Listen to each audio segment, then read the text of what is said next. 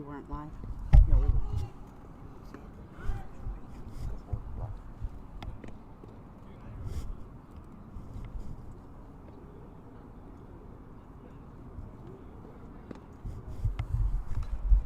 Ladies and gentlemen, welcome to the Hank Greenberg Field. A bit of an abrupt start, however, we're getting prepared for the first of 4 games this weekend, 2 today, 2 tomorrow. I'm Dan Wilkins with our color guest analyst, Evan McCutcheon, up in the booth. Well, not really a booth, but we're standing out here in right center field.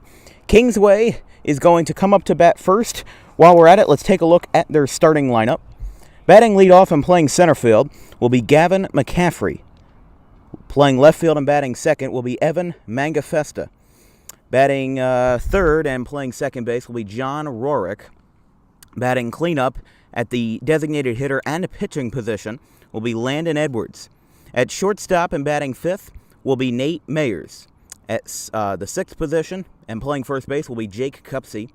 At the seventh spot, playing third base will be Carter Williams. And in right field, number 2 will be Colin Gill, and then the ninth spot, the catcher, Tommy Popoff. With the starting pitcher for Bishop Eustace being number 45, as we take a look at our Bishop Eustace roster, that will be Jack Kirchner. Bishop Eustace is a very decorated team, a lot of state titles, a lot of great talent on their ball club, even some Division I commits, and even Landon Edwards for Kingsway. He's actually committed to Coastal Carolina for Division I baseball when he graduates from high school, and he bats in the cleanup spot today.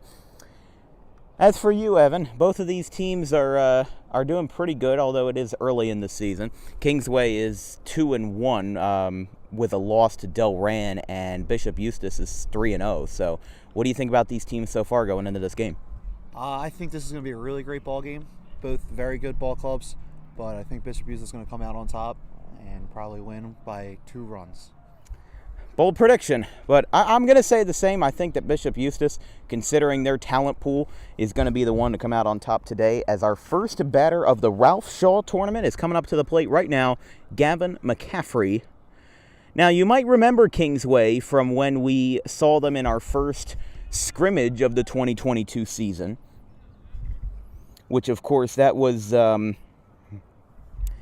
back in late March. I believe it was March 22nd. We had problems with the camera all day. We were just figuring stuff out, and now we're getting to see them for a second round in the 2022 Ralph Shaw tournament. Jack Kirchner is set. He looks into the batter's box. He kicks and deals, and we are underway with a ground ball to third. The throw across the diamond is in time, and McCaffrey is retired. 1 pitch, 1 out.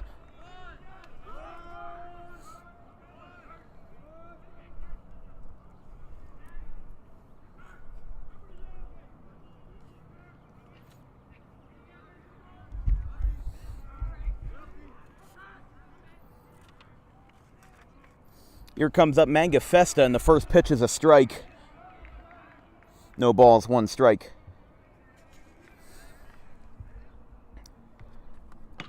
This one's hit high and deep into center field, and it is caught out there by number 68. That would be Christian Oveka. And there's 2 down very quickly.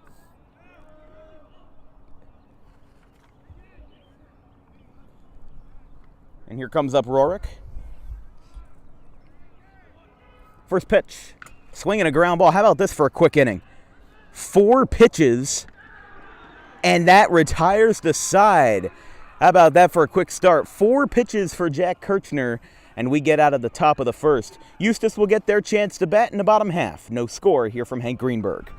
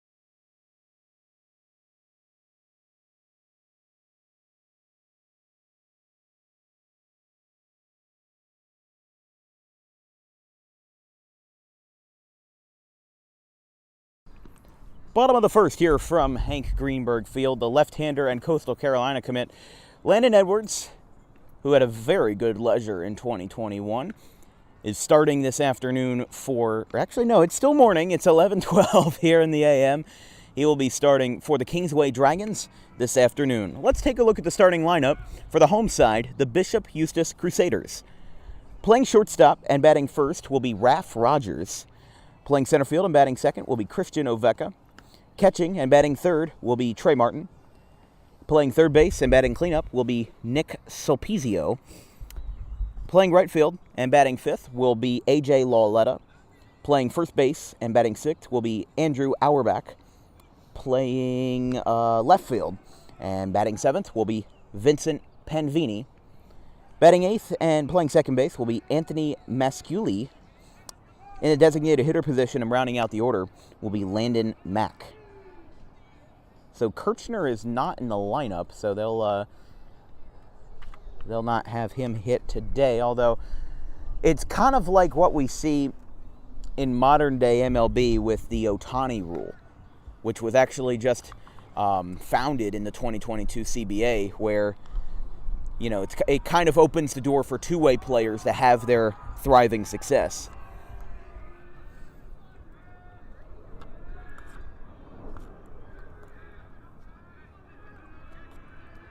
Here is Raph Rogers getting his first hacks of the Ralph Shaw.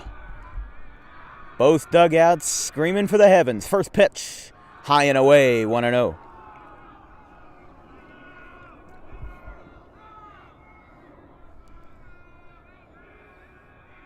And I thought Audubon's dugout was loud. Good grief. 1-0. Swing and a miss. Hefty hack. And it's 1-1.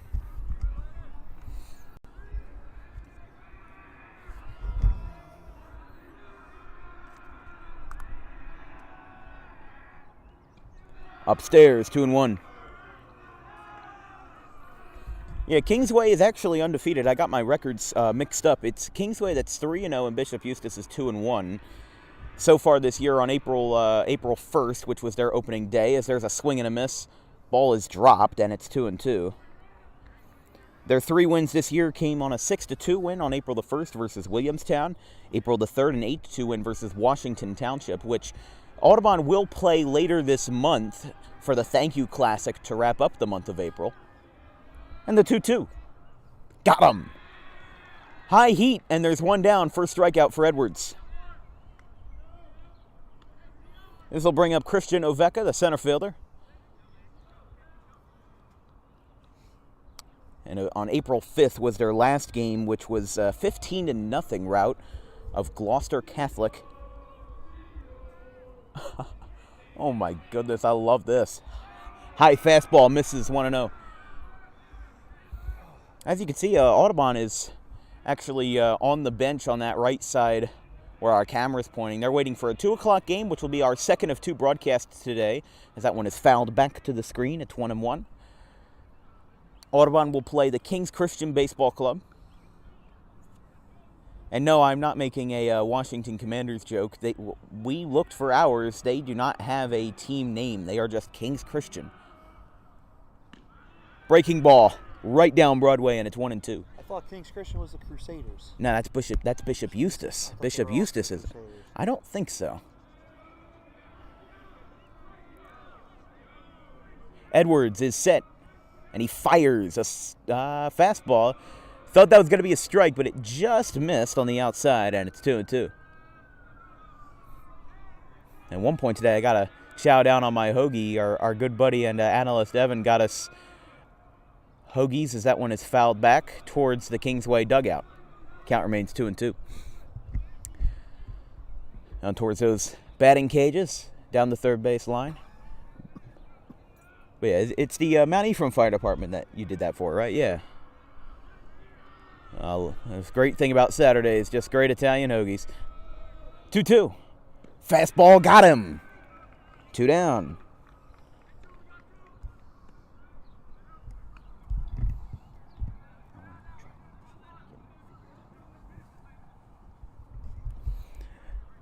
Batting third for the Crusaders, Trey Martin, the catcher.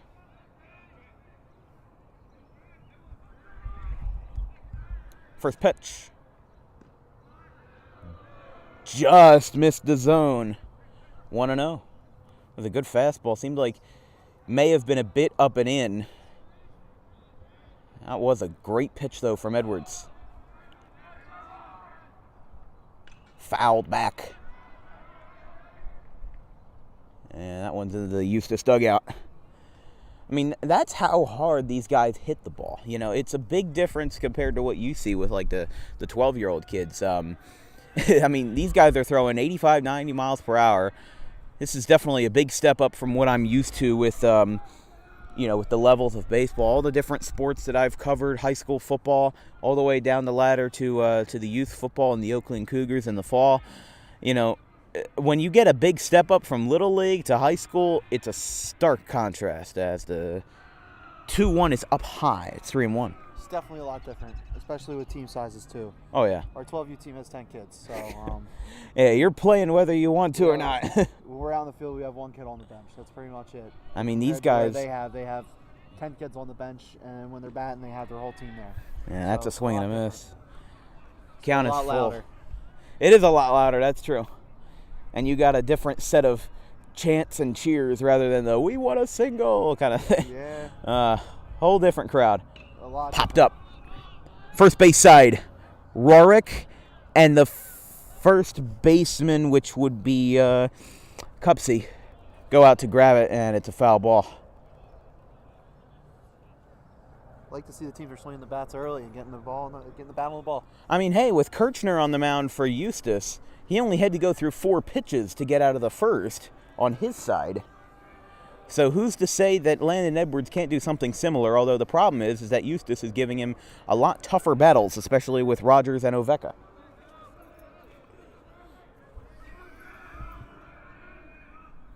Ooh. 3-2. That one was up and in. And that didn't hit him, did it? No, I don't think it did, so that's ball 4.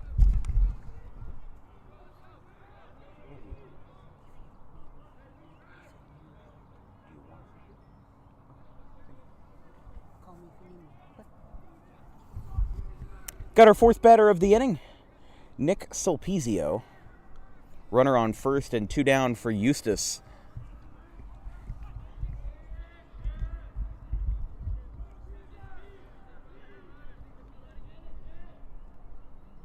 Inside. 1-0.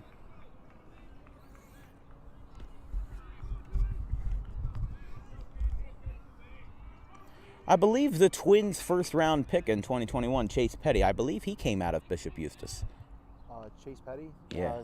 Chase Petty went out of Mainland. Oh, okay. Ed Salamito, first pick in the 2nd round. I see. Came out of Bishop Eustace. I see. Definitely a lot of great talent in South Jersey. You know, Audubon in our own right. Oh, that one's hit high and deep. Right center field. Back goes Lauletta, and he makes the catch. Rather, not Lauletta. That's for Eustis. Right fielder Colin Gill comes down with that one. The side is retired in the first. Runner left on. We go to the second. No score.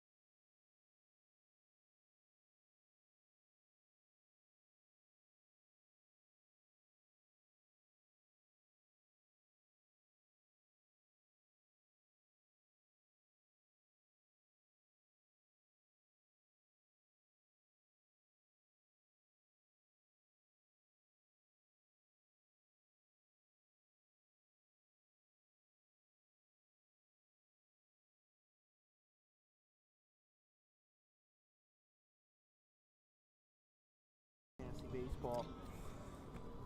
Going to the top of the second. Here at Hank Greenberg.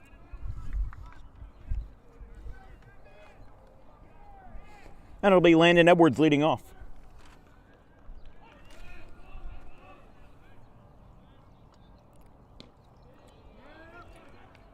First pitch is a strike.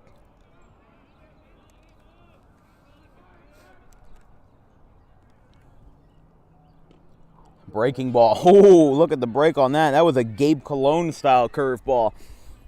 0-2. Got him. Strike 3 to Edwards. He goes down without lifting the bat off his shoulders, and there's one down. Good start for the Crusaders right now on defense. Pitching and defense looks really good to start off the game. And that was the first strikeout for Kirchner, who obviously barely even had to throw the ball to get out of the first inning, as that will be a ball. I believe that's his first ball thrown all game, because the 4 pitches he threw in the first were all strikes. So definitely a very consistent performance from Kirchner, as there's a ground ball hit slowly, foul. Oh, shaking up a little bit. Oh, yeah, I think that might have hit off of Mayers. They're going to attend to him. He's kind of limping a little bit, and I think what had happened was that it had hit off his foot. And they're going to attend to him at home plate. He's lifting up his left foot, which as a right-hander, that's going to be your plant foot, not your pivot.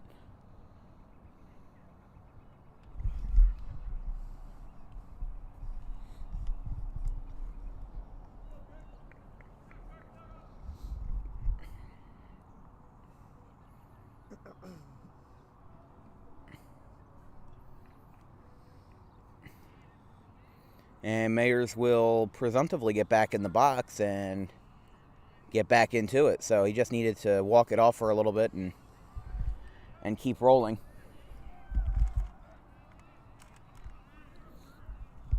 It's 1-1 with 1 away. Kirchner sets, and it's a high heater.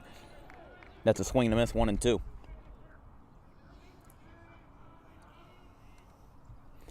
Yeah, Chase Petty actually recently got traded to the Cincinnati Reds in the Sonny Gray deal in the offseason after the lockout. And a nasty breaking ball is the second strikeout for Jack Kirchner. And this will bring up the first baseman, Jake Cupsey. If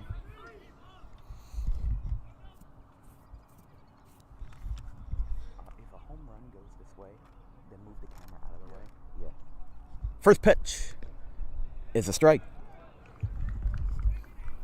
I actually had a little bit of a scare with the home run ball yesterday because I thought that Xavier Massey was going to hit one right to my booth. But it was just a double, and it landed probably about 10 feet to my right and in the ballpark. Audubon won that game on opening day, 4-3. And that one misses downstairs. It's 1-1.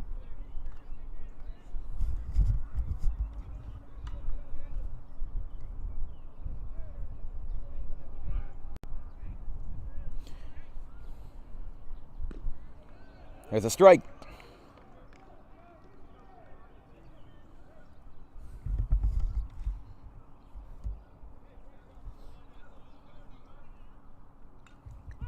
Fouled off. Fouled off again, 1-2.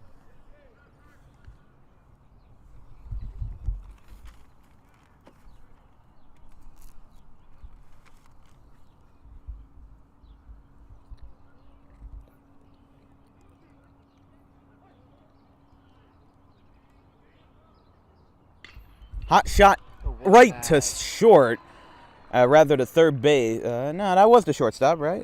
Yeah, it was. Raf Rogers, yeah. Rogers makes a great acrobatic catch. A shame we didn't get it on camera. The side is retired. 1.5 down here from Hank Greenberg. No score.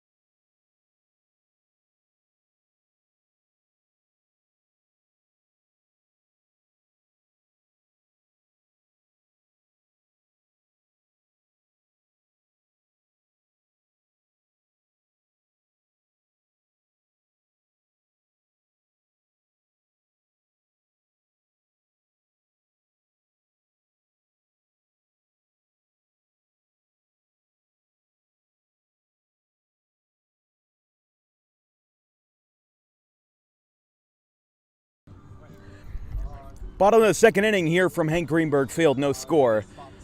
As the Bishop Eustace Crusaders will come up to bat once more. A.J. Lauletta, the right fielder for Bishop Eustace, will get his first at-bat of the Ralph Shaw.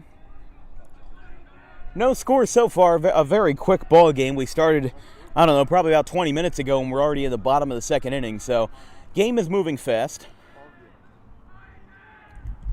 First pitch is inside. Lauletta dropped back a little bit in the zone. And it is 0-1, rather 1-0. The 1-0. Outside, a good framing job done there by Tommy Popoff, and it is 2-0.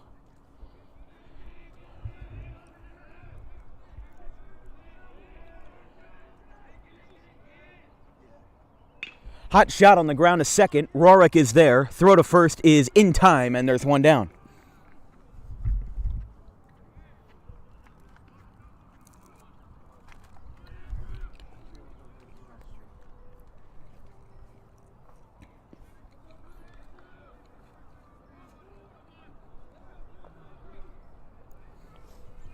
One away, and here is Andrew Auerbach, first baseman. Swinging a ground ball out to short. That one will be... Oh, ball got away. Pass ball, dead ball. Yeah, that one will be a dead ball. So Auerbach will go to second base.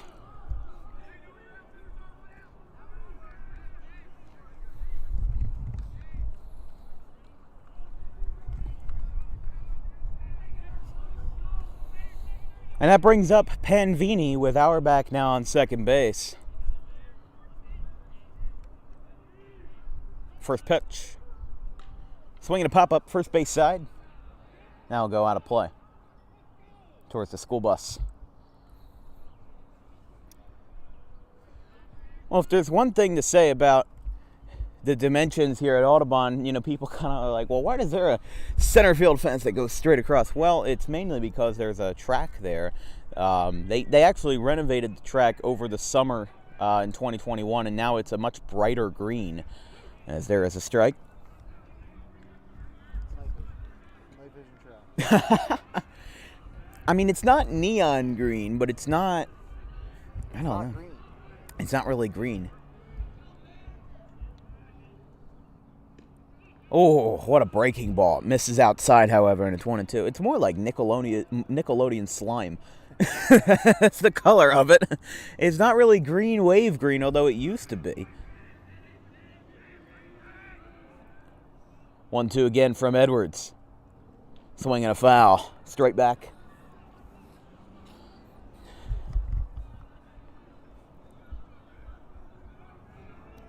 Yeah, they did that renovation over in the summer, and I mean, I like it. The only problem is that some of the fragments of the track, like some of the particles or whatever you want to call it, they get kicked up into my shoes, and I'm always in gym class after we walk the track, and I'm just like, well, what are these green things in the crevices of my shoes? And with 2 down and a runner on second base, this will bring up Anthony Masculi, the second baseman for Eustis. First pitch. Oh, that was a rocket. It's outside. I think he tried to put in all his velocity in one pitch.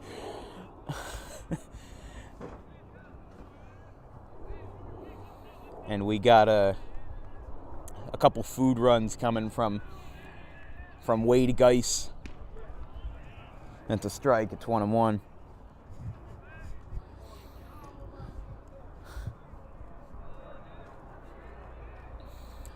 We were actually talking about Wade on the broadcast with Sterling, how he was coming out to the mound, and we were like, well, who is this guy? 6'8". One of the tallest people I've seen. And Very tall man. Yeah, he's a very tall man. Have you, what's it called? Was Wade a coach when you were involved, or was that... Not much at Audubon. More with Mountie from... Right. In our section championship run. I actually do have his. I have his father, George Geis, as my senior league coach.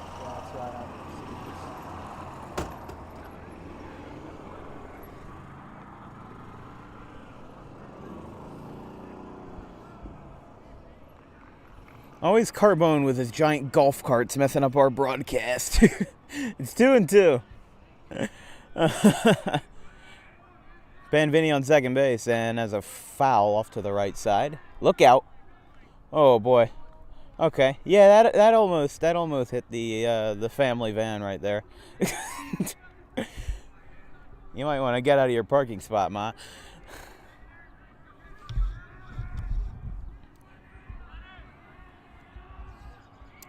The 2-2. Up and away. Catcher was basically standing up on that one, and it's 3-2. Seems like he's getting a little rattled. He is.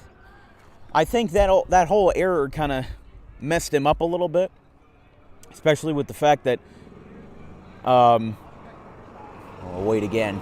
3-2. Swing and a miss. Edwards sets him down. Side is retired.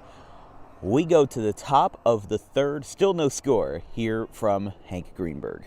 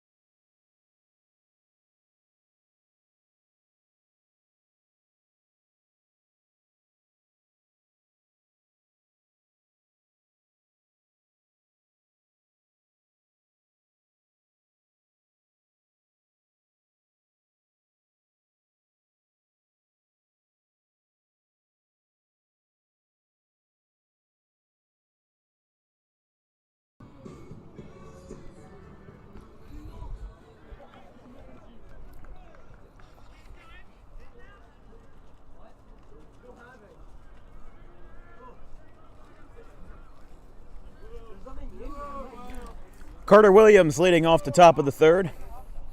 As I see my fan club is behind me. First pitch is a line drive into center field. Base hit for Williams.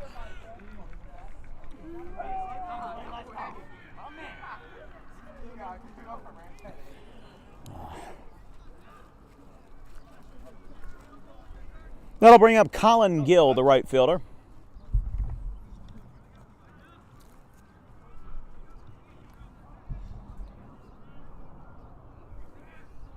Audubon's going inside. I think they're a bit cold. It's a foul ball. It's 0-1. When I get a chance, I'm going to check the Weather Channel radar because I think I just felt a raindrop.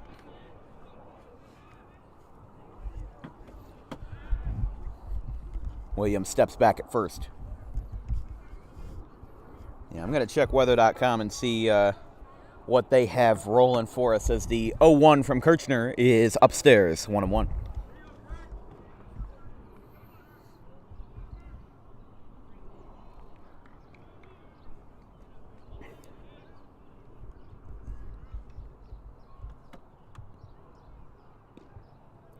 Strike. There's one in there, 1-2.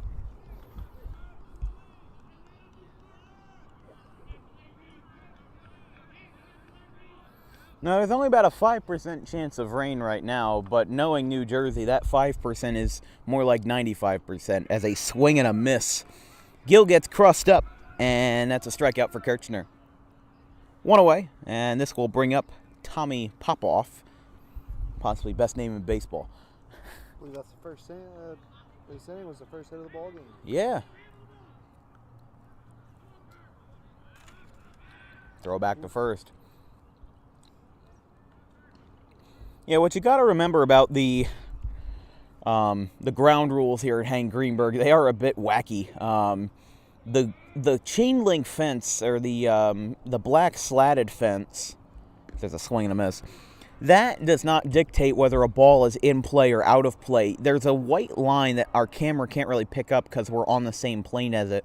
If you got like a bird's eye view of this field, then you would see it pretty clearly, but it's a white line as this one's hit high in the air, popped up, first base side, camping under it is Auerbach, and he makes the catch. 2 down.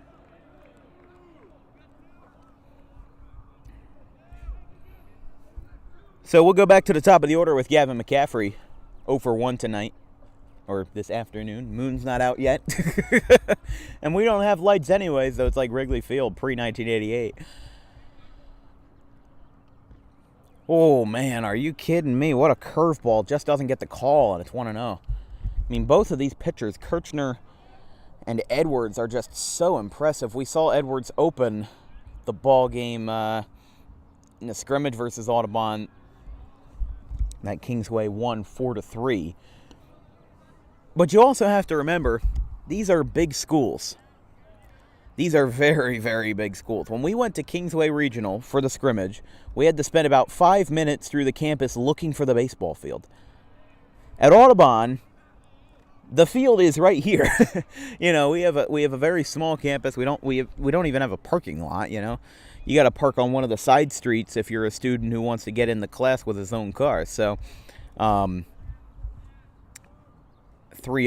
green light, and it's a strike. I mean, it does kind of make traffic a bit hectic, but what are you going to do in a small town like this?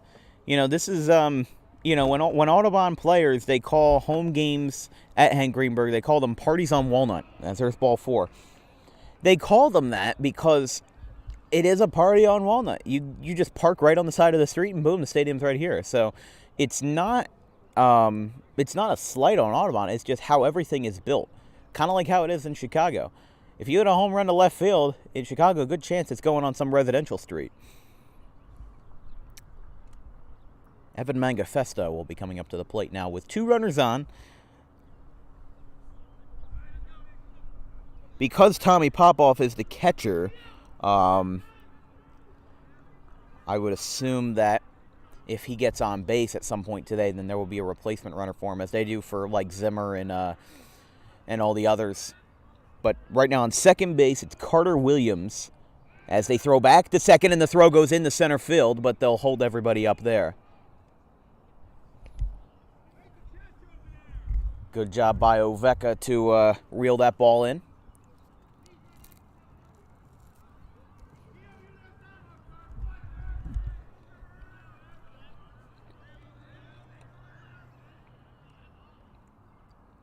Outside, 1-0.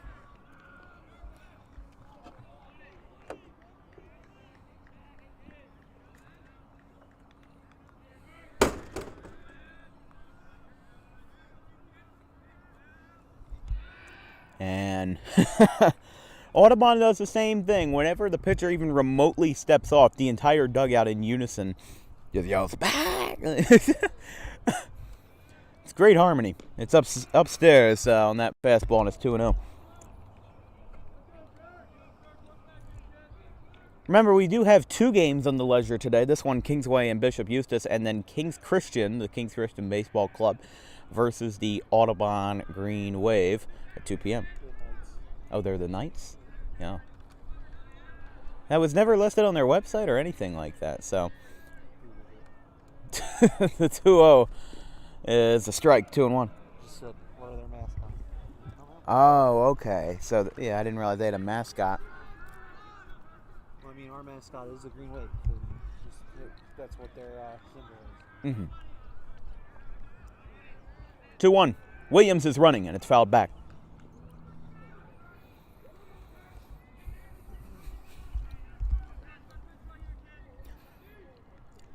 sure it's 2-2 or 3-2? It says 2-2 on the video board out in left center field, so thanks to Steve Bellis for that. That's how I work it for home games. I just look up there. I'm like, if my count's wrong, I readjust. And Kirchner playing mind games with Williams over at second base. I wouldn't be surprised with the giant lead he's got that he's going to try running either on this pitch or the next. Swinging a foul off towards the left side, and that one's on the batting cages. Still 2-2. I mean, you can't really make a mascot out of the Green Wave. They did that in the 90s. It was just a giant green wave. 2-2. Upstairs, 3-2.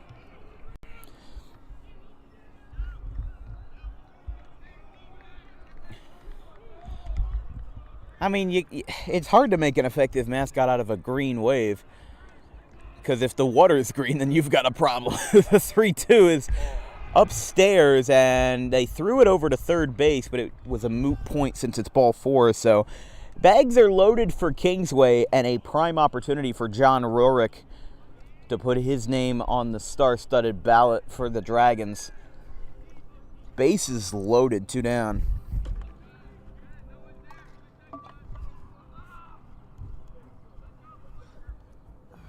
And they're going to meet with Kirchner on the mound.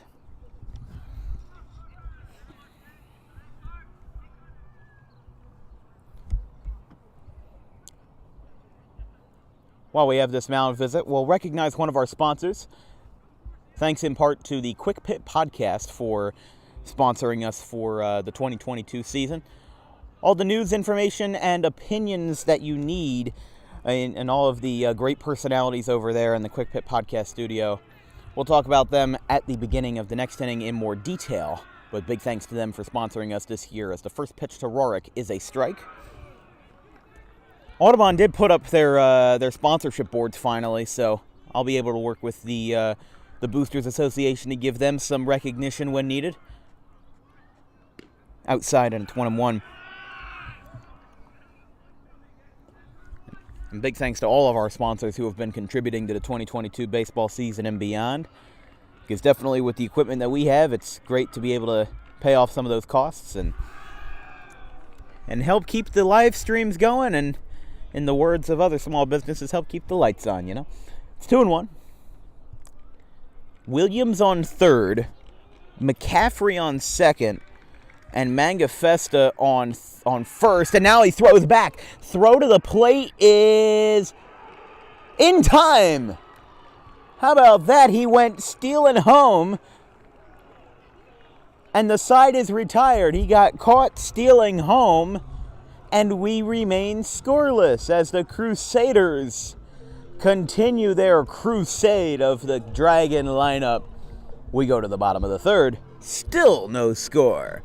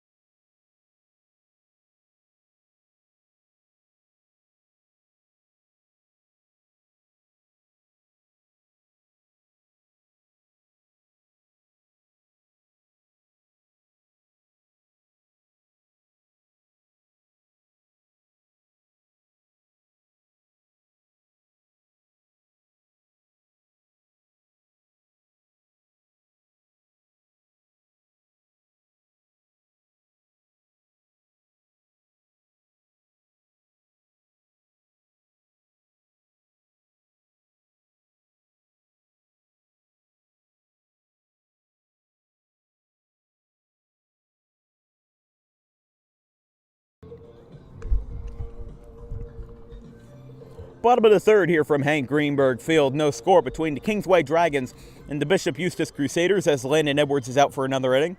We'd like to thank the Quick Pit Podcast, as we mentioned earlier, for being a sponsor of the 2022 baseball season here on Dan Wilkins Broadcasting.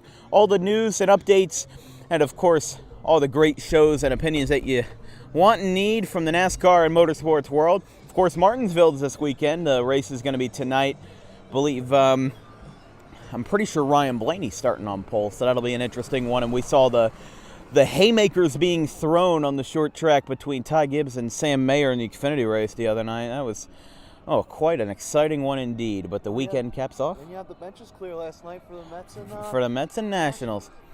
So for all the news in the world of motorsports, check out the Quick Pit Podcast on anywhere where you listen to podcasts, including Spotify and Anchor. The first pitch to the first batter of the bottom of the third will be a ball.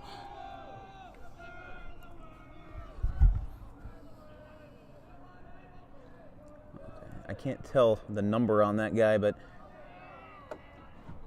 that one's fouled back.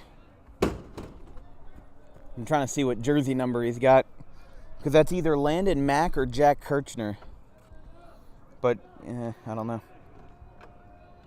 Yeah, we'll figure it out. They said, let's go Lando, so I feel like it's Lando. Yeah, probably Landon Mack.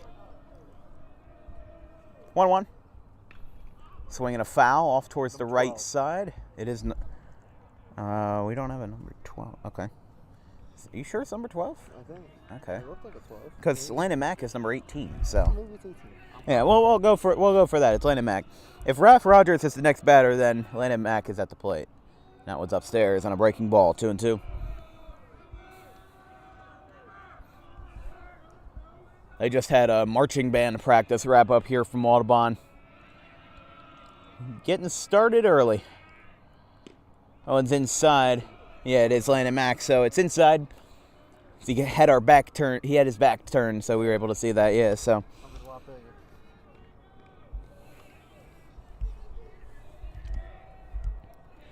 The payoff is strike three on the inside corner. One way.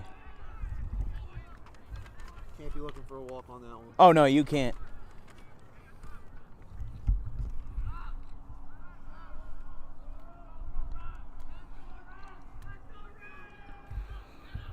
Ralph Rogers back up at the top of the order here for Kingsway. First pitch is a swing and a miss. 0-1.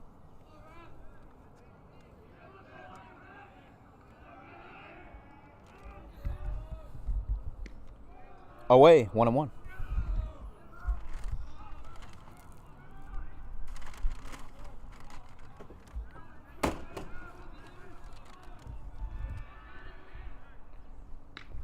Hit in the air. Shallow. And that one is, I believe, foul, yeah. 1-2.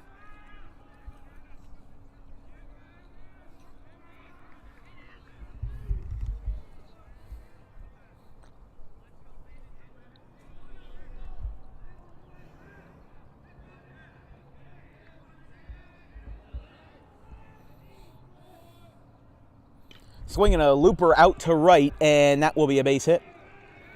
So Ralph Rogers gets aboard with a single to right, and this will bring up Oveka.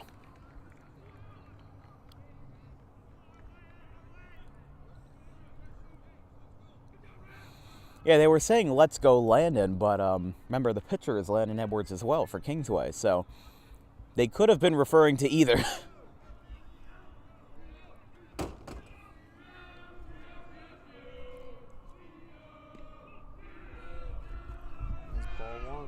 Ball one to Oveka.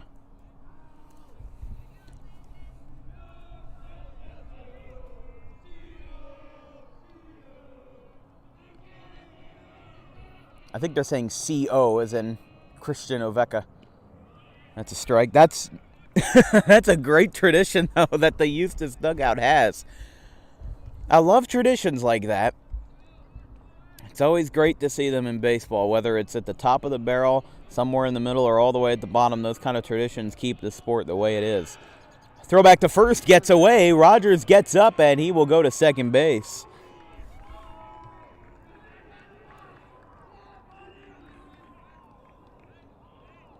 I believe the ball went out of play. I believe it did as well, but no, I guess it stayed in play, so they're going to keep Rogers at second base. I think I watched a pitcher for Bishop Eustace grab the ball and give it to the first baseman. I don't know. The ball inside. Oh man, that was right on the corner. Eustis gets the call, and it's 2-1.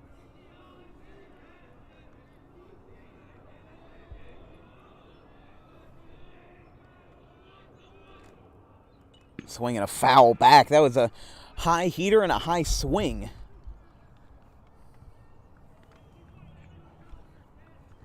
And it's 2-2. Man. I mean, that pitch was way up there. And he took a hack at it. At least he got contact, if anything. Swinging a ground ball, first base side. And Cupsey makes the play. 2 down. Advances the runner to third base. And that will bring up Trey Martin, the catcher.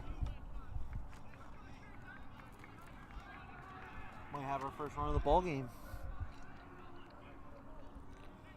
Very possible. Although last time, Kingsway loaded the bases and then Williams got a head start and got tagged out at home plate, so never take anything for granted in the game of baseball.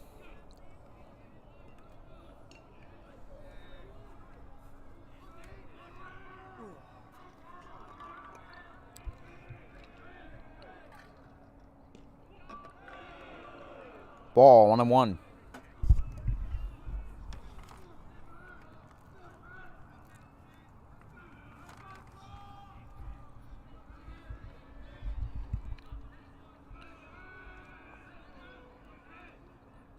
Swing and a miss, 1-2.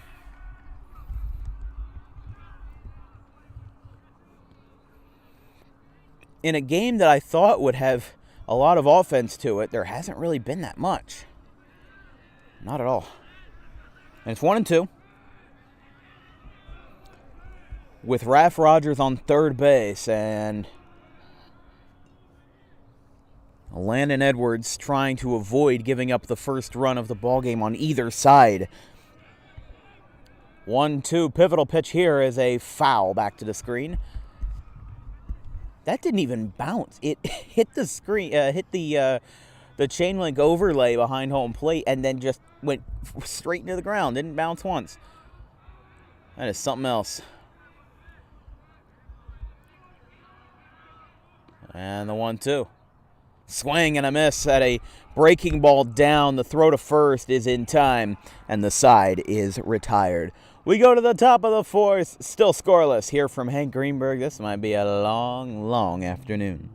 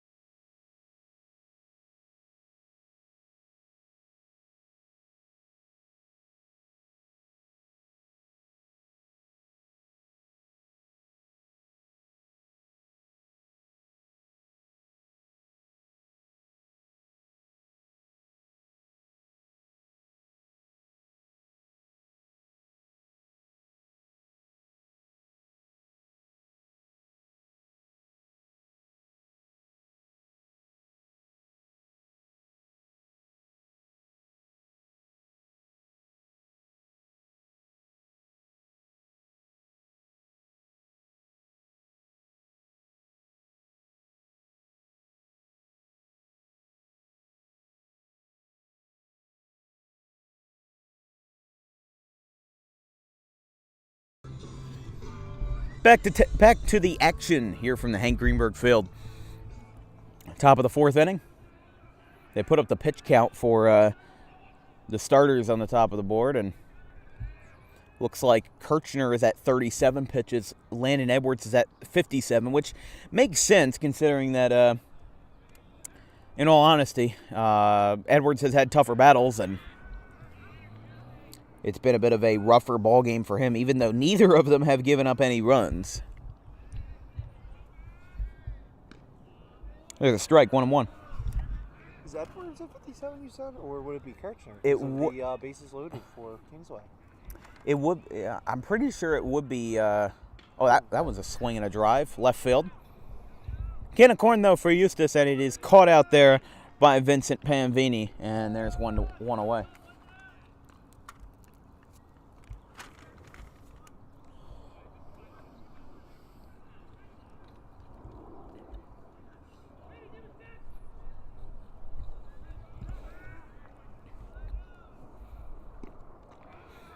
That one's outside, and it's 1-0 to Edwards.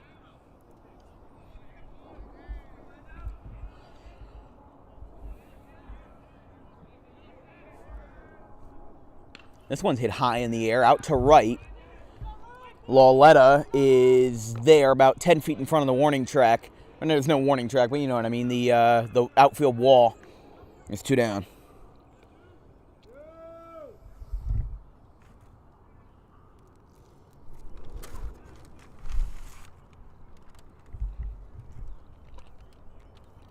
Now here's Nate Mayers. He was shaken up a little bit after getting fouled off the foot earlier in the ball game, but he's back and probably better than ever, and it's 0-1.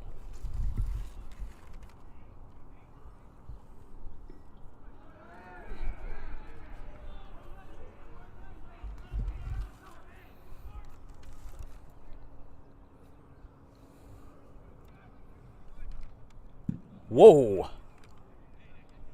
That one went back to the backstop real fast. It's 1-2. That one didn't even make contact with the catcher's glove. Just a wild, wild pitch all around. It's 1-2.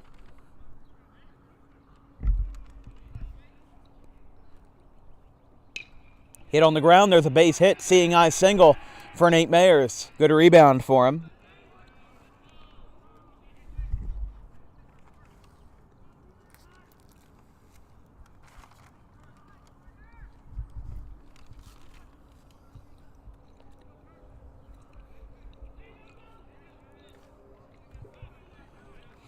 Now here's the left-hander, Jake Cupsey.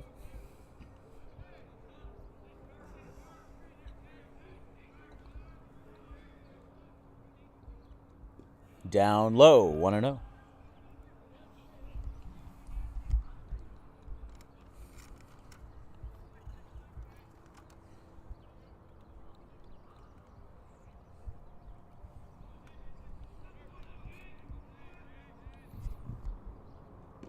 Inside, 2-0. We started the live stream about 58 minutes ago, and no score, top of the 4th inning. We've been, the game has been both slow-moving and fast-moving because, it almost feels like it's just dragging on with no offense, but at the same time, it is, for all intents and purposes, it is whizzing by. I mean, 4 innings in just under an hour. Definitely an impressive feat. Major League Baseball would love to see that. With their pace of play nonsense. 2-0. That one gets the zone.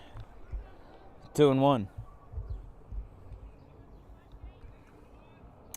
Speaking of Major League Baseball's new CBA provisions, how did you like the replay review with the... we'll hold that thought as the ball is running, and going down to second base will be Nate Mayers, so he's in there, and it's 3-1. I was going to say, how did you like the replay review being announced to the crowd? I mean, it's different. I actually like it, though, because, you can hear their explanation and what the call is and why they're safe, you see everything. A lot of people don't like it, but I feel like over time it'll be liked, and you can actually hear the umpire's explanations, and actually hear what they're saying instead of just seeing an out or a safe symbol. It's something that's been a long time coming because they do it in the NFL, they do it in the NHL, they do it in most professional sports. So why doesn't Major League Baseball do it? Not every casual fan understands the hand signals that go into a baseball game. So having those calls announced to the crowd ends up being a big difference maker. So that's a change that I'm definitely very welcome to see. As Cupsey takes ball 4, and Carter Williams will come up to the plate now with 2 away. I'm excited to see the band of the shift as well next year. I feel like that'll be something different to see. Opens up the field a lot more for pull hitters, especially because it makes it a lot harder for them to pull, knowing that there's 3 infielders on their side. Or in some cases 4 infielders, depending on how good your pull is. Yeah.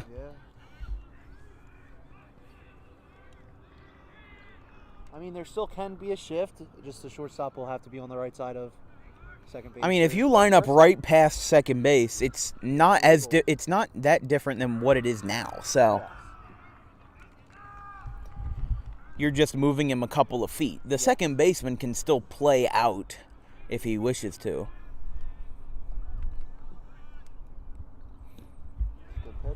Because if you ban where the second baseman can stand, if he can't stand like 10 feet into the outfield or have that kind of advantage, then you're banning strategy in baseball, really. You're just telling people where to go. Swing and a miss. Yeah, 1 and 2. Crusaders take a pitcher over to the bullpen. Yeah, that would be Christian Masculi. Yeah, that would be right. He's got a brother, Anthony, I would assume, yeah. 1-2. Ground ball. Past Kirchner to short, and he tags the bag to retire to side. Still scoreless here from Hank Greenberg. We're chugging along, going to the bottom of the 4th.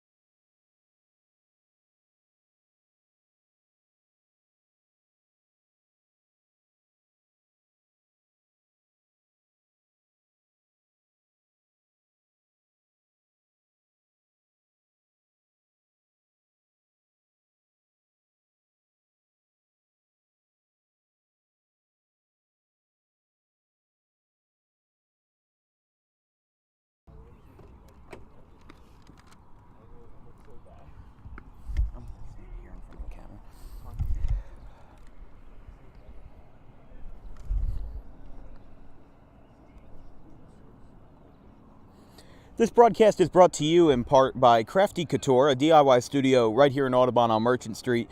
Follow them on Facebook for more information. They have great home decor and Audubon Pride merchandise. Check Facebook for their upcoming DIY classes and give them a call to set something up for a private appointment at 856-796-3613. And remember, you can always support Dan Wilkins Broadcasting by getting a sponsorship.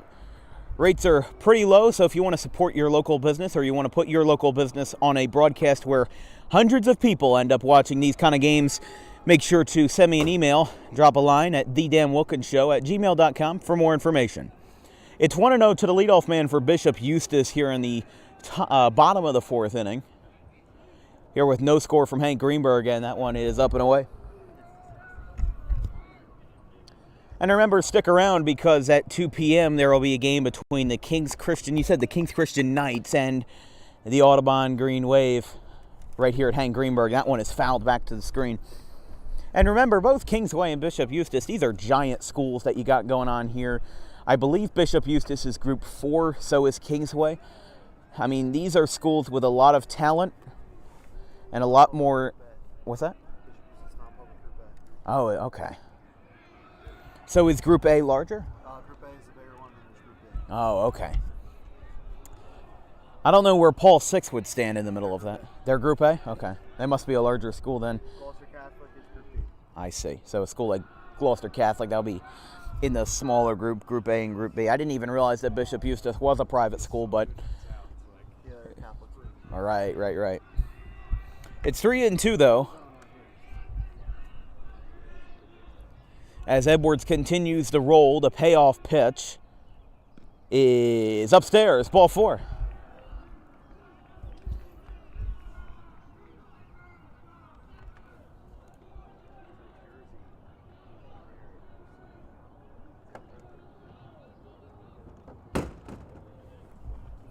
So this will bring up A.J. Lawletta, the right fielder for the Crusaders here in the bottom of the 4th.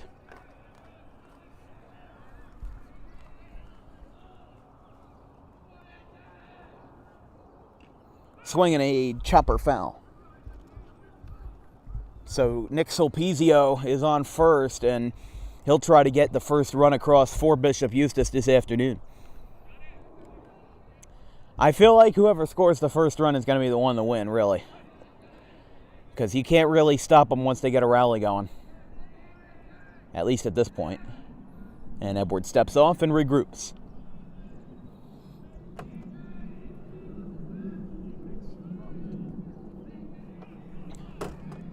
And time is called at home plate. Audubon's already got their stand-up for this weekend activities. They got like a charcoal grill out there. They're selling hot dogs and everything else. There's a swing and a miss. Breaking ball down low, and it is 0-2 now following the swing and miss.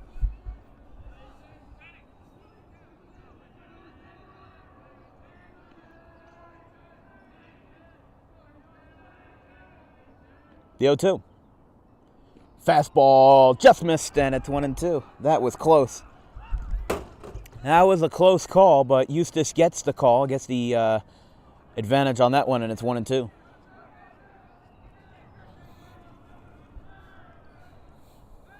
Throw back to first, nothing doing.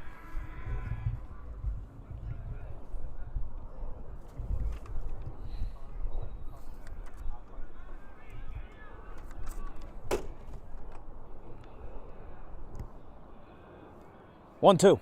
Runner's going. Throw down to... No, ball got away. So the runner is out, but he dropped the ball on the transfer, so...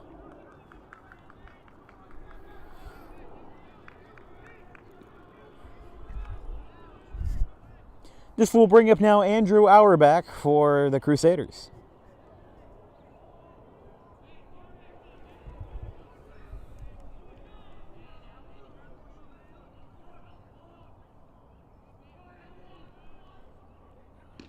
Strike one, right down Broadway, as they say.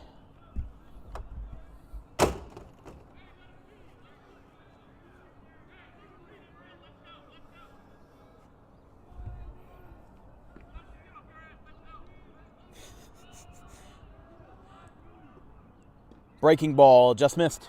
1-1.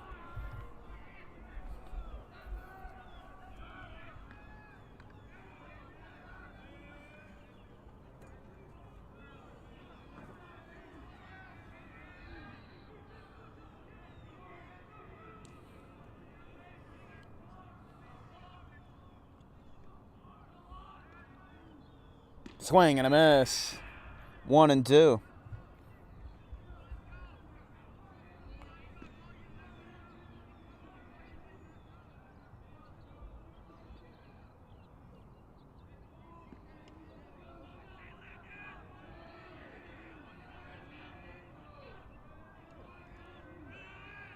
Swing and a miss. Throw it on to first in time. 2 down.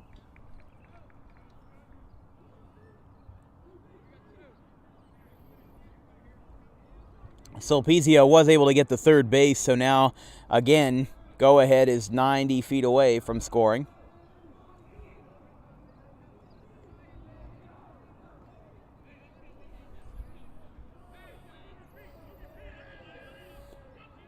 There's Vincent Panvini.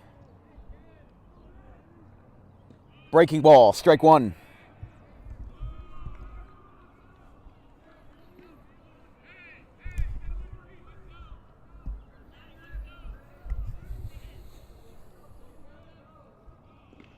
There's a strike. That nicks the zone.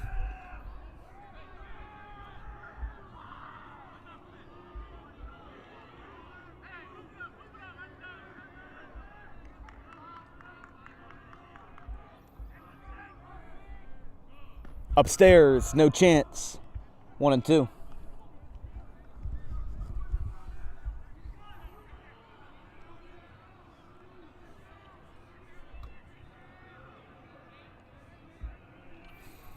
And the 1-2 again. Breaking ball, just missed again. 2-2.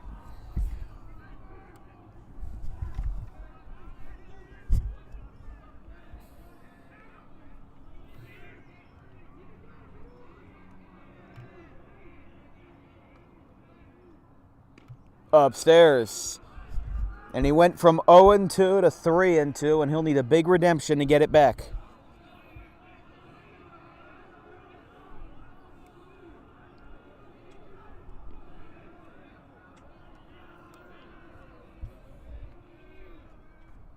Upstairs. Edwards lost him, and it's ball 4. Runners on the corners now, 2 away. And this will bring up Anthony Masculilli.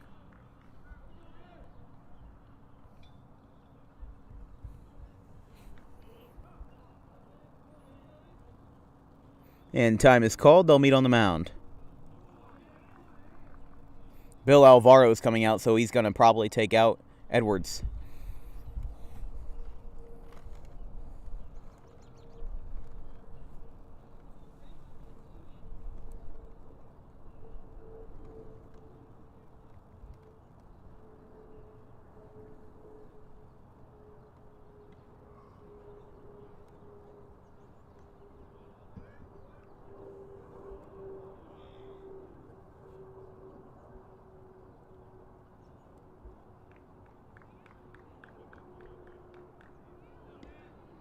Edwards will remain in the ball game.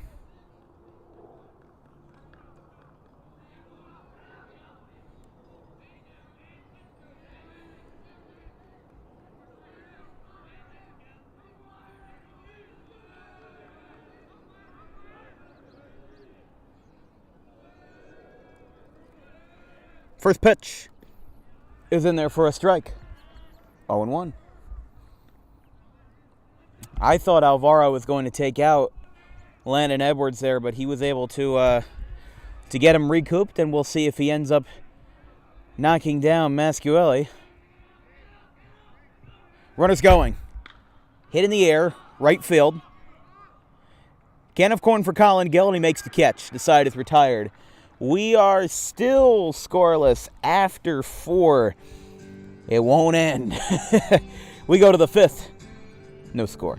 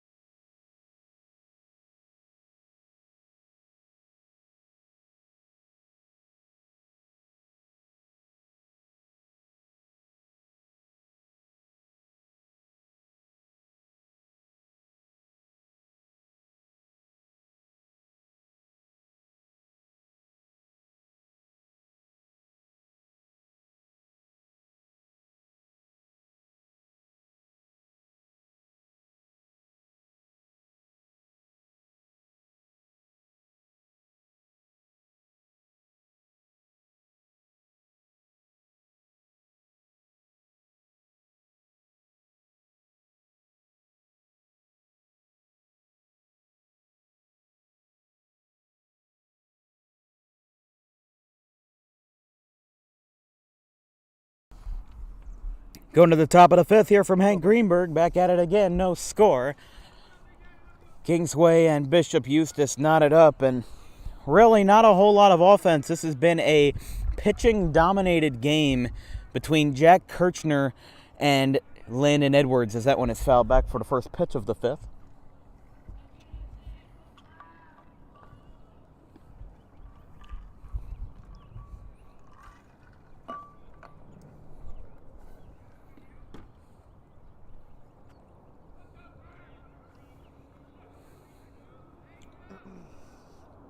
Swinging a pop-up out to right. Lauletta going after it, and he makes the catch. One away.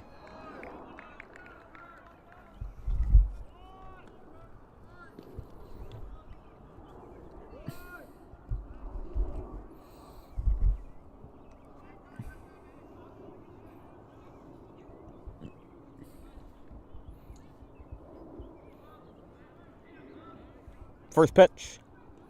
Down low to Nate Mayers.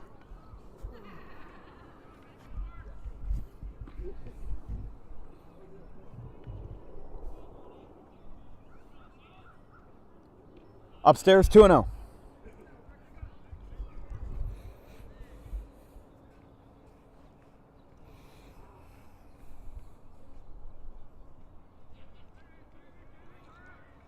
As a heads up, by the way, since the scheduled home opener for the Green Wave against the Haddonfield Bulldogs was rained out, that has been rescheduled for this Wednesday, April 13th, as that one is upstairs, and knocks out of the catcher, Trey Martin's glove. So it's 3-0.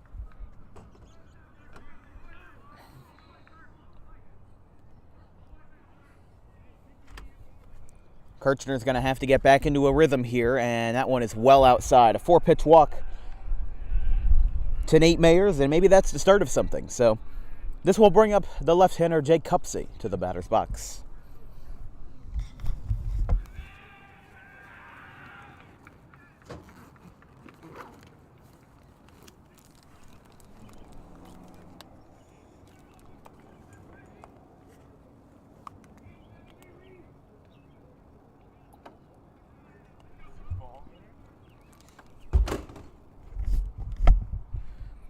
And throw back to first, not in time.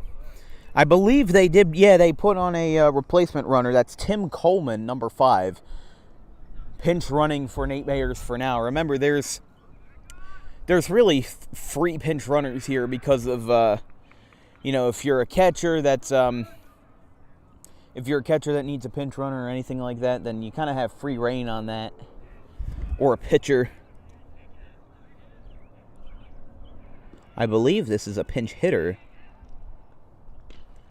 Regardless, it's hit in the air to right. Lauletta makes the catch, 2 down.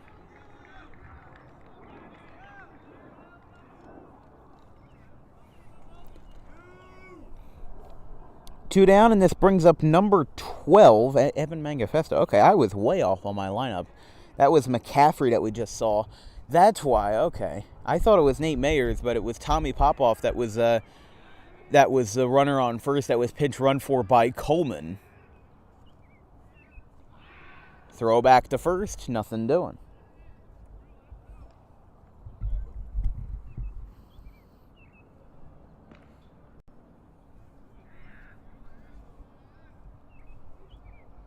That one gets away. Going to second is Coleman, and he stands up, no problem. So a wild pitch, and it's 1-0.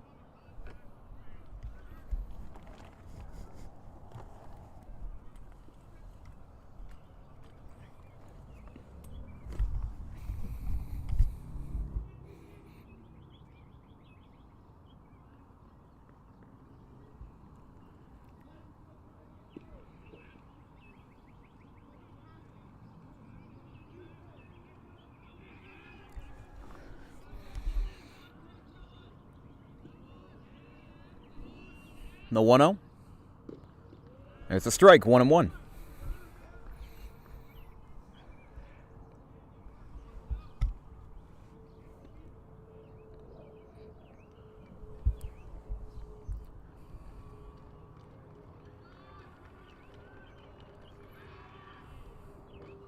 Swing and a pop-up. And it's foul.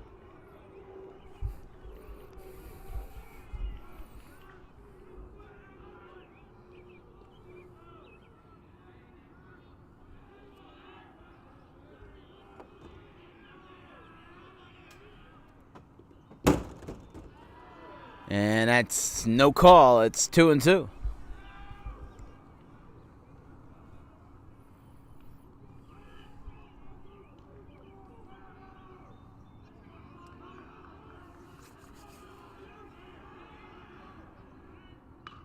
Hit in the air. Out to left. And it's caught. Inning over. We go to the bottom of the fifth. Still scoreless here from Hank Greenberg. What a game.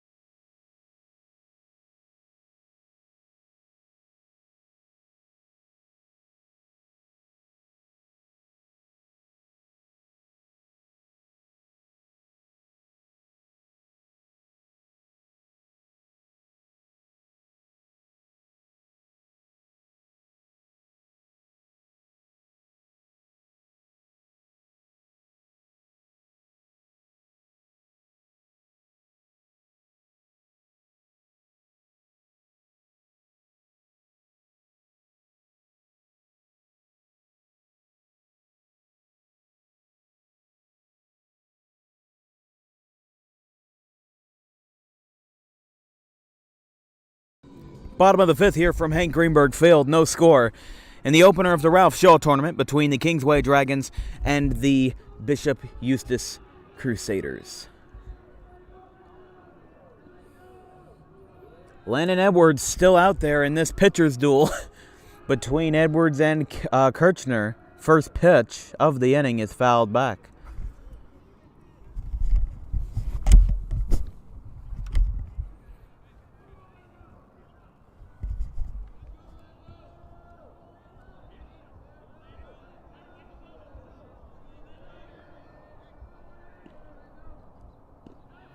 There's a strike to Landon Mack, the batter. And it's 0-2.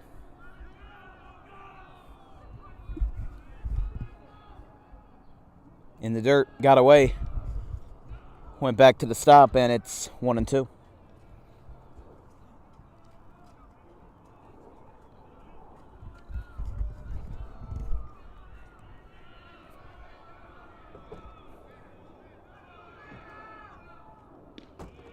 And that's strike three, a punch out at home plate. Oh, you gotta love that. He was a bit hesitant about the call, and then he got all excited with it, and a punch out for strike three. Don't see those too often. There's one way. This goes back to the top of the order with Raph Rogers for Bishop Eustace. First pitch from Edwards is down and in just a little bit, and it's 1-2, or 1-0 rather.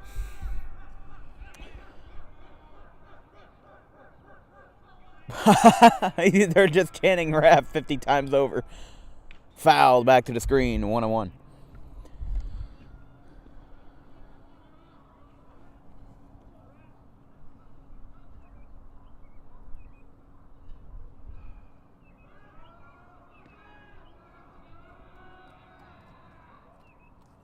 Swinging a ground ball out to short. Throw from Mayers is in time, a rocket to first, and there's two down.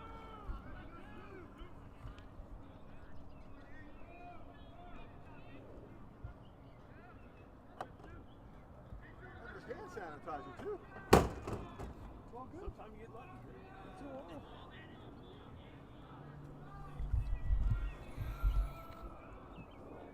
First pitch now to Christian Oveka is a strike up and away just a little bit, and it's 0-1.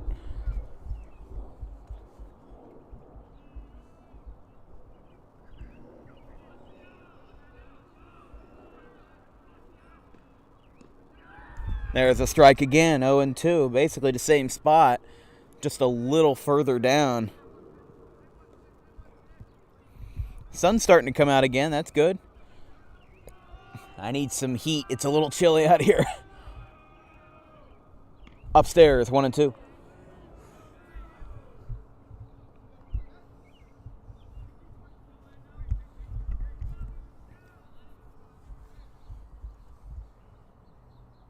Swing and a foul on a high curveball. That's fair ball. That is a fair ball. How about that? I didn't think it would be, but he'll hold up with a single for Christian Oveka. The angle of it was a bit confusing, but it counts the same. A base hit, Christian Oveka, a looper down the left field line, and this will bring up Trey Martin again.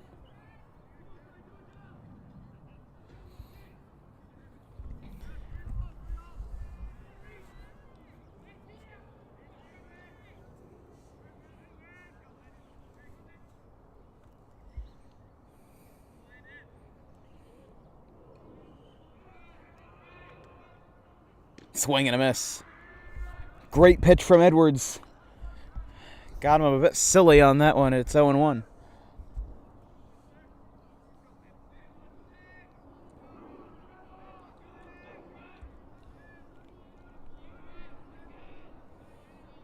Runner's going. Throw down. Did he get him? No, he did not. He gets up there, and it is, I believe, 1-1. Yeah, it is. Hard to tell with the sun glare on the scoreboard. No, it's 0-2, my bad. The 0-2 from Edwards to Trey Martin. Oveka on second base. Got him. He'll have to throw down to first, but no, he tagged him out. And the inning is over. My goodness, another scoreless inning. Oh my gosh, can you believe it? 5 down, 2 to go, at least no score.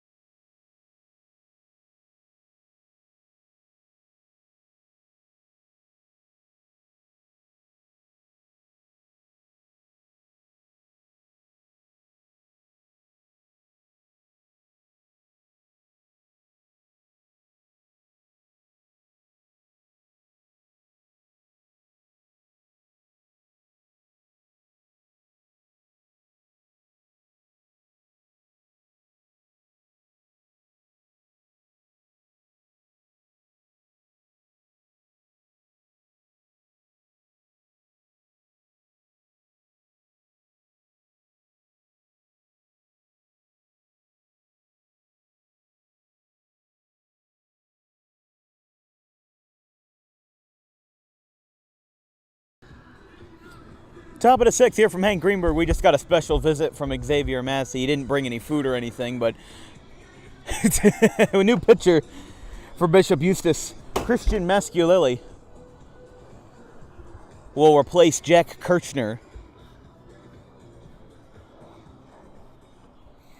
after a strong 5 innings from Kirchner. It seems like Landon Edwards, the Coastal Carolina commit, is still going to pitch for Kingsway because he's gone through 5 innings as well, and he's had more pitches, so I don't know what his limit will be. You'll just have to remember whoever they pitch now will probably not pitch on Sunday, and they'll have to throw out a couple more guys for that rotation, for whoever advances to the consolation game and who advances to the championship on Sunday, whether that's King Christian or Audubon. So 1-0 to the first batter of the inning for Kingsway to start the bottom of the 6th inning. It's 2-0 now to John Rorick.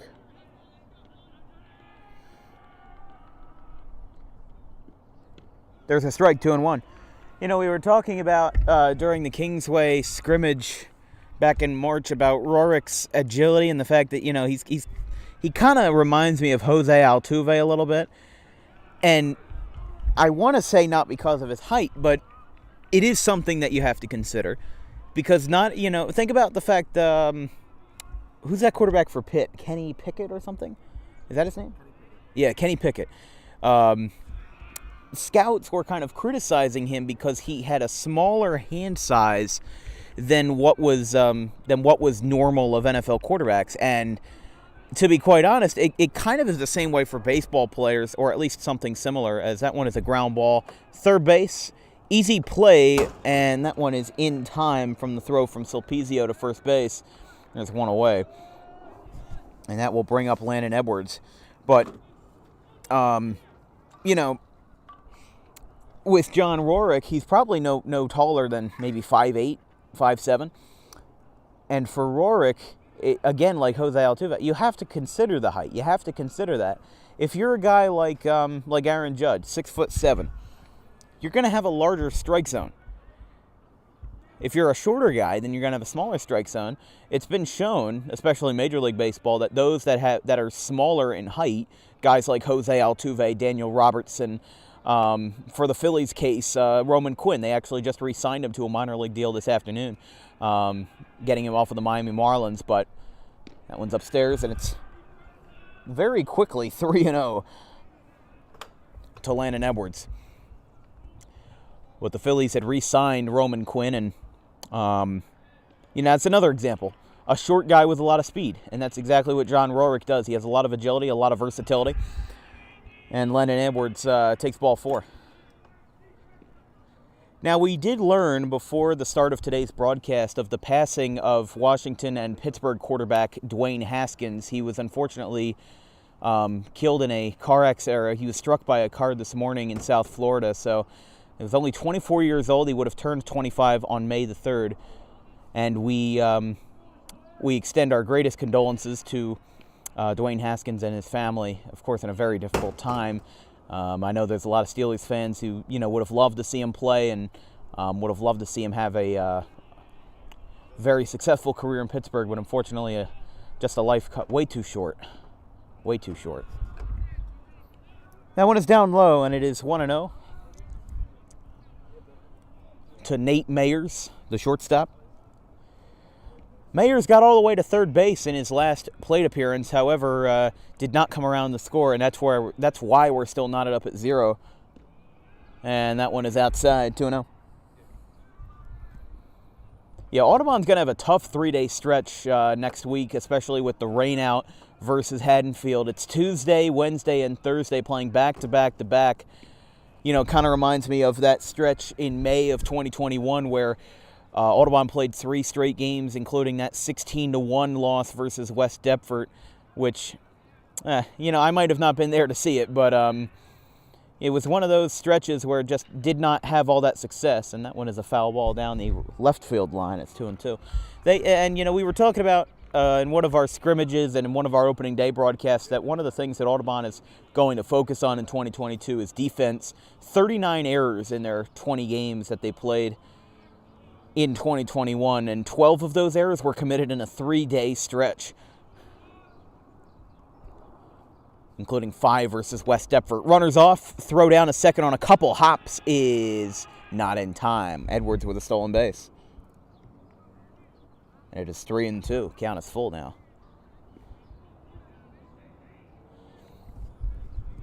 A couple of the Green Wave folks taking in the game. They were hanging out at the grandstand for the first couple of innings and then went inside to hit for a little bit. I was talking to Xavier Massey about it.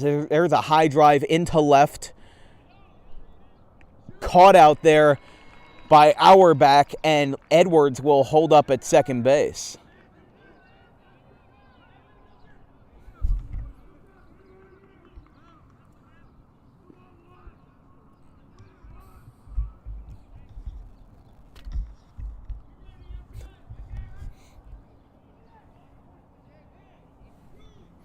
Now this brings up the left-hander Jake Cupsey.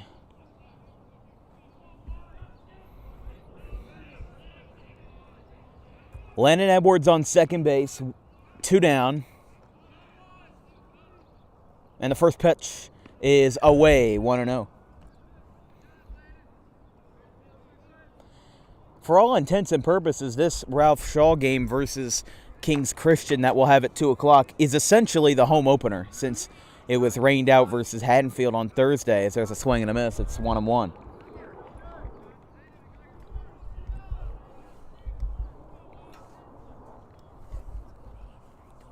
Doing good.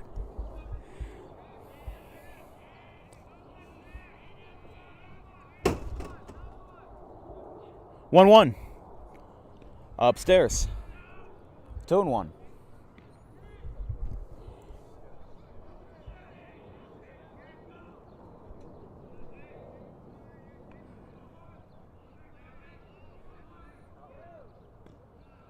That one's outside.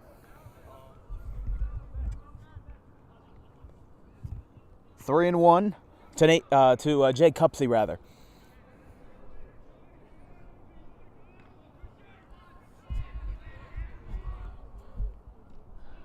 Ball 4 to Cupsey. That one was a close call, just missed the zone, and it's ball 4.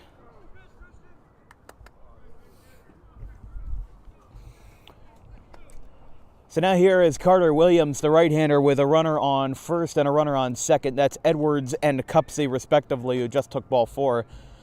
Kingsway finally trying to get their first run of the game. They've come very close. They even had the bases loaded with Carter Williams on third base. However, he tried stealing home. I believe that was the third inning where he tried stealing home with the bases loaded and got tug out at home by Trey Martin. So now, with Williams at the plate, he'll try to make amends for that, as there is a strike to the batter, and it's 0-1. Running at first base is number 23, who we don't have on our roster as of now. So, I guess he's the mystery pinch runner. There's a swing and a high drive into center field, back at the wall, and it is out of here. How about that? Carter Williams has left the building, and it's 3-0 Dragons on top. A dead center missile, and the Dragons are on the board in a clutch moment in the top of the 6th. Oh, man, are you kidding me? 3-0. Oh, my gosh. Carter Williams, the 7th man in the order, with a dead center shot.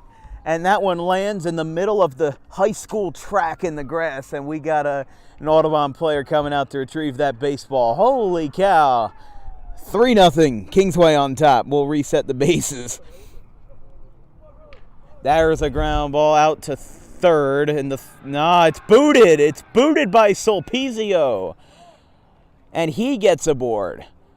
So Bishop Eustace falling off the rails, a 3-run home run and an error.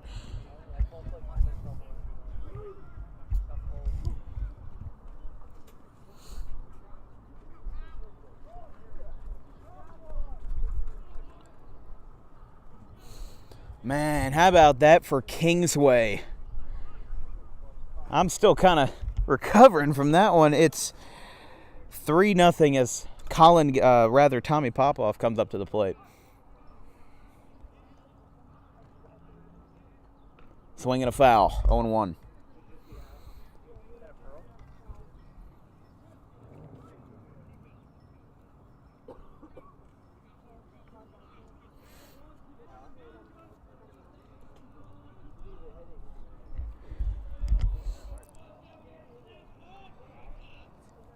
Oh, 1. Outside, ball gets away. Going down to second is Colin Gill, and he's in there.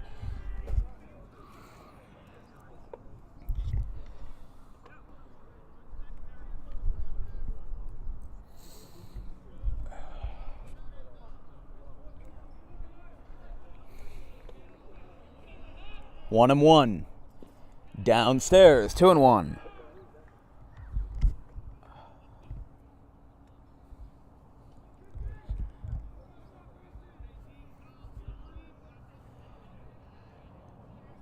Two and one.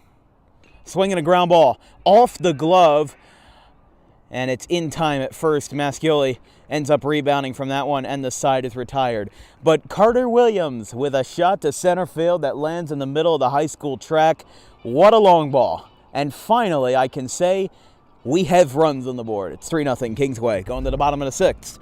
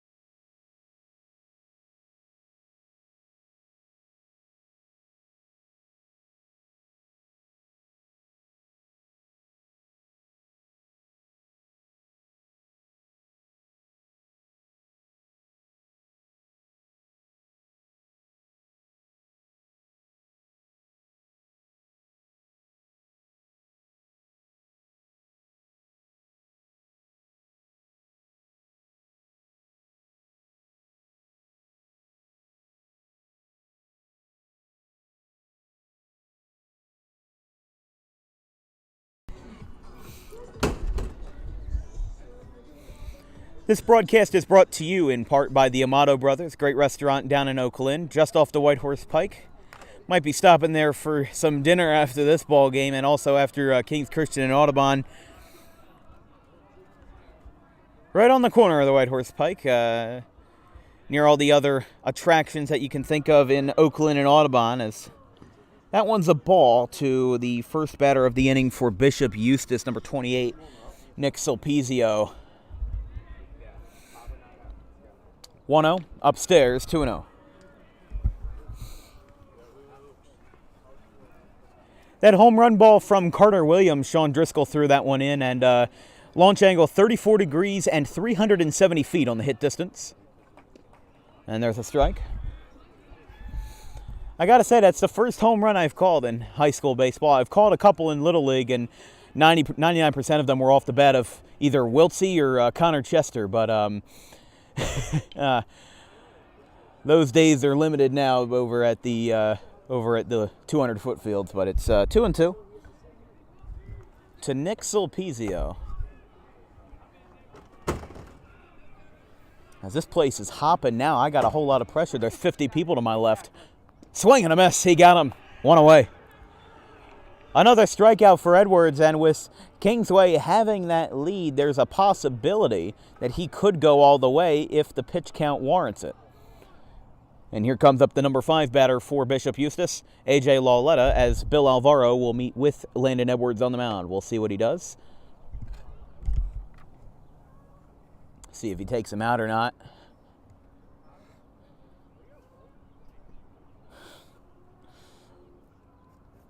3-0 Kingsway. Here in the bottom of the 6th inning, you're watching exclusive coverage of Ralph Shaw baseball here on Dan Wilkins Broadcasting as Landon Edwards is being taken out of the game with a nice ovation from the crowd and high fives all around in the Kingsway dugout. We'll see who replaces him. We'll take a quick break and be right back after this.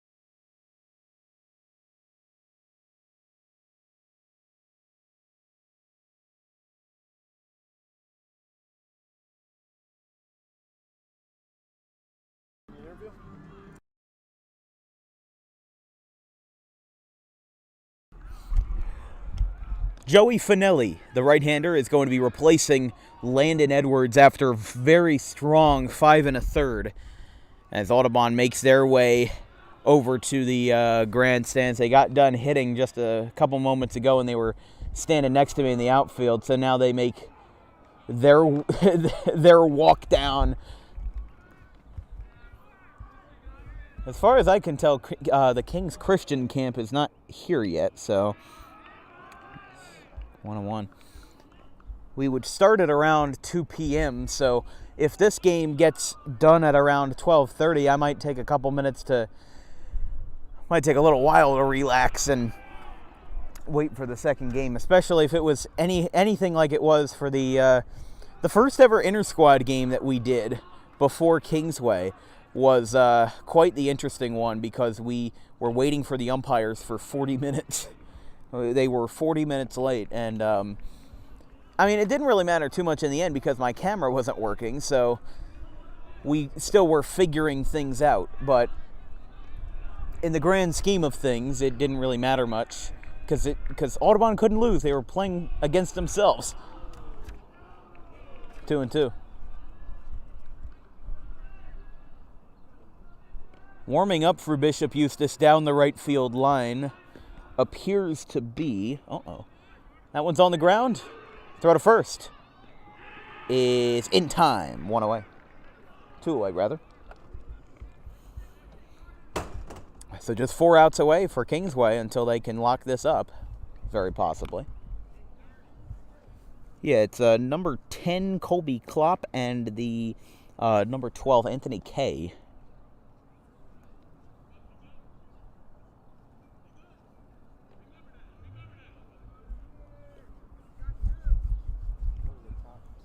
Bottom of the 6th. So, we're almost done. And that's the thing about baseball. It either moves really fast or moves really slow. And sometimes you got a little bit of both, but usually in the game of baseball and low-scoring pitching duels like these, they feel a lot longer than they actually are. That's at least how it seems.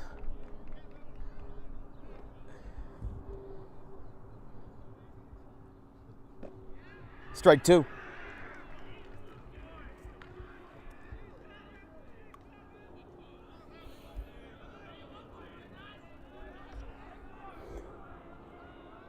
The 0 and 2 is down and away, 1 and 2.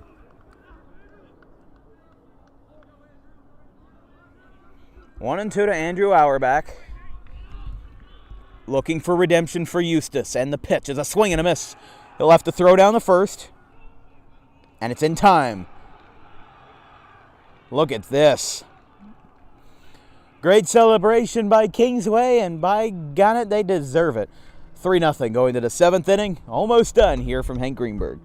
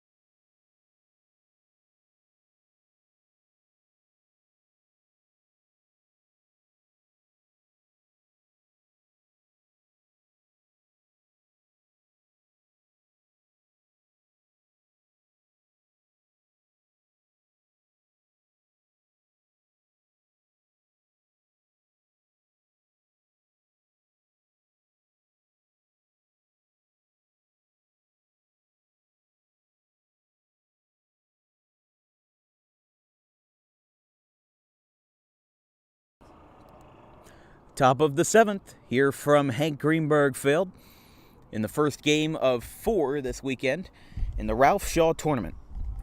New pitcher for Bishop Eustace, down 3-0. It's Colby Klopp, and his first pitch is upstairs and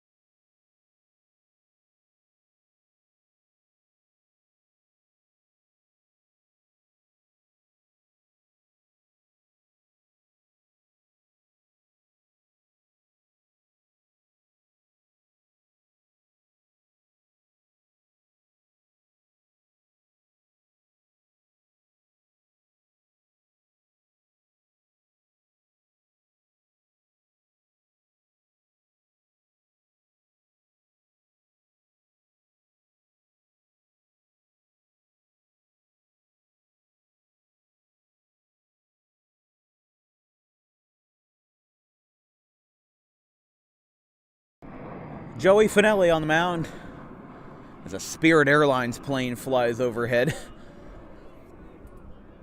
And the first pitch of the bottom of the 7th, Finelli kicks and deals. That's a strike.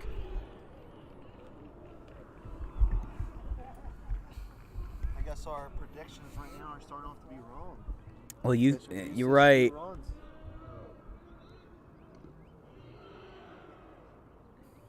1-1. Actually, no, it is 0-2. They're calling it, so fair enough.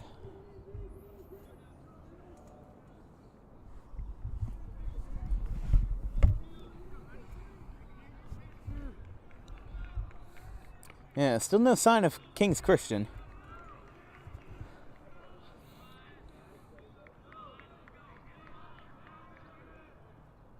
Outside. Yeah, when you were pointing to during the middle of the break there, we were trying to see where King's Christian was because we don't see them anywhere. They're not really anywhere to be seen as they're strike 3, 1 away. Been a good amount of punch-outs today. A lot of them, yeah, for Edwards and for Jack Kirchner, and now Joey Finelli is adding on to the pile.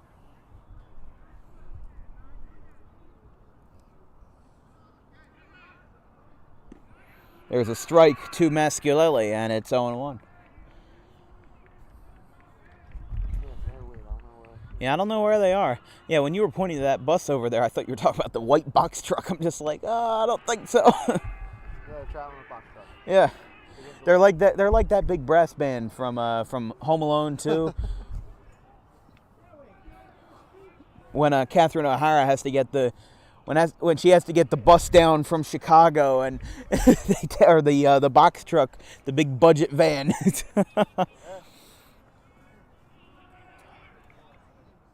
Ground ball, foul. They are not anywhere to be seen. Hopefully we don't have a cancellation for us, because that would be a very disappointing end to these Saturday's activities. Heck, I'll play all 10 positions at once. DH, I'll pitch, I'll catch for myself. Every pitch will be a wild pitch, unfortunately. 1-2. Swing and a ground ball. That one is foul again, over towards the third base coach.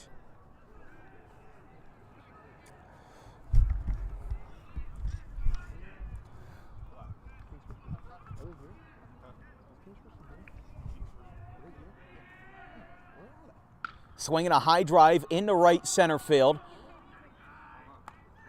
Under it is Colin Gill, and he makes the catch. 2 down. One more out for Kingsway to send their way to the championship game for the Ralph Shaw tournament.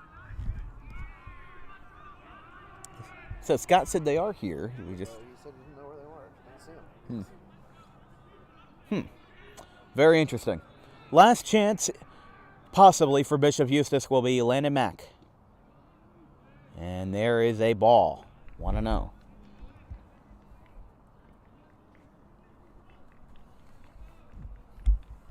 Three 3-0 Kingsway. Bottom of the 7th. When this game ends, I'd say the sole player of the game would be Carter Williams for that 3-run shot to center field. That would have stayed in some ballparks, but not in Audubon. And that one is down low. 2-1. See, apparently King's Christian is here, just not sure where. I don't see their bus anywhere, so we will have to wait and see.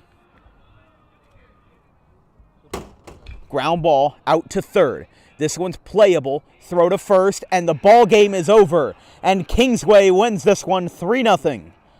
In the first game of 4 this weekend in the Ralph Shaw tournament, Bishop Eustace, despite us both saying that they would win, Kingsway shuts them out, shuts them down, and Carter Williams, the sole offensive producer for the Dragons, leads them to a 3-0 win.